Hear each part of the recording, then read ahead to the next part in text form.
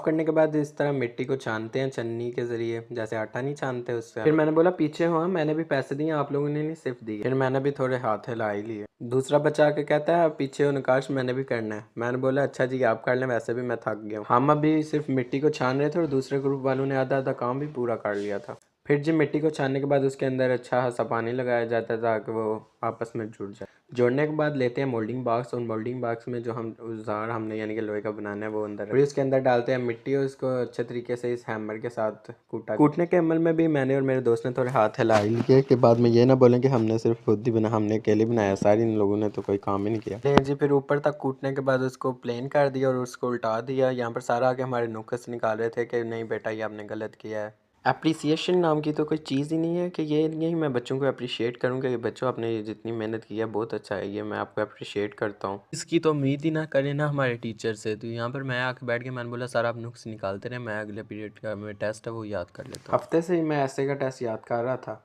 और हुआ ही नहीं।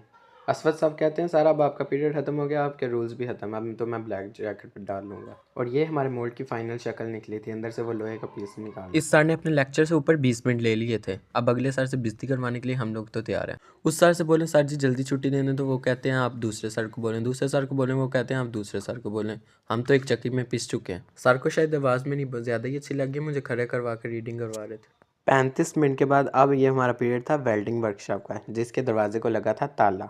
असद साहब कहते हैं दरवाजे को ताला लगा, मैं तो घर जा रहा हूँ, तुम खड़े हो। मैं ये नहीं 5 मिनट खड़े हो कि मैं इंतज़ार कर लूँ सारा आई ना जाए। 5 मिनट छोड़ के हमने 15 मिनट इंतज़ार किया लेकिन सारा आई नहीं। फिर हमने सोचा चलें जी घर को ही निकल। होप सो ही लगता। अगर आपको मेरा व्लॉग अच्छा लगा तो ये साइड पे जो रेड हार्ट है ना इसको क्लिक करें। अगर नहीं अच्छा लगा तो मैं क्या करूँ, मैं बाज नहीं आने वाला, मैं तो बनाऊंगा भाई। उम्मीद है कि आपको मेरी बकवास अच्छी लगी। Okay bye bye, take care, Allah हाफिज़। ओहो ये तो कहना ही भूल गया, I will be right back with another vlog.